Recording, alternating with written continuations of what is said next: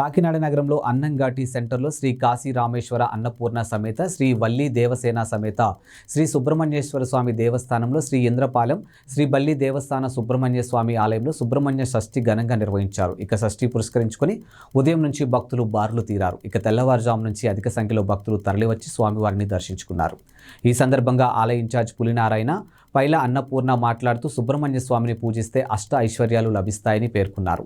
ప్రతి ఏటా షష్ఠి వేడుకలు ఘనంగా నిర్వహించడం జరుగుతుందని అన్నారు. ఆలయానికి వచ్చిన భక్తులు ఎలాంటి ఇబ్బందులు లేకుండా చర్యలు తీసుకోవడం జరిగిందని తెలిపారు.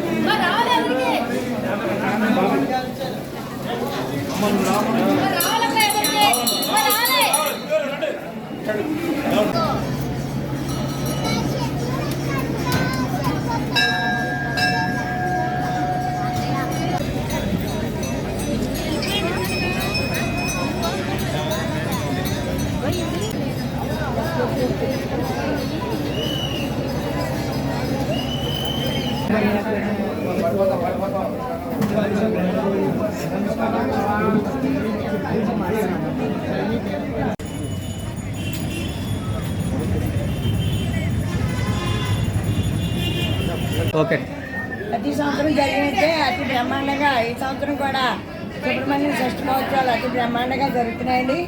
అలాగే ఈ సంవత్సరం బాగా మంచి ఏర్పాట్లు చేశాను, చక్క సౌకర్యాలు చేశాను. హాయిగా అందరూ వెళ్తున్నారు. అదే విగ్రహాన్ని 42 కింద దిమ్మతో 42 విగ్రహం స్థాపించానండి. చాలా సుందరంగా బ్రహ్మాండంగా వచ్చింది. చాలామంది సరదా పడుతున్నారు. దాన్ని ఫిబ్రవరిలో మనం ఓపెనింగ్ చేద్దాం అనుకుంటున్నాం. ఇంకా కొన్ని కార్యక్రమాలు ఉన్నాయి. ఆ విగ్రహానికి షష్ఠి మహోత్సవానికి అందరూ చూస్తారని మేము ఓపెన్ చేశాను. దాన్ని చాలామంది మెచ్చుకుంటున్నారు. అలాగే స్వామివారి దయ వల్ల అతి సుందరంగా వచ్చాడు. ఫిబ్రవరిలో ఓపెన్ చేస్తాం. షష్ఠికి 3 గంటల నుంచి అతి బ్రహ్మాండమైన జనం వచ్చారు.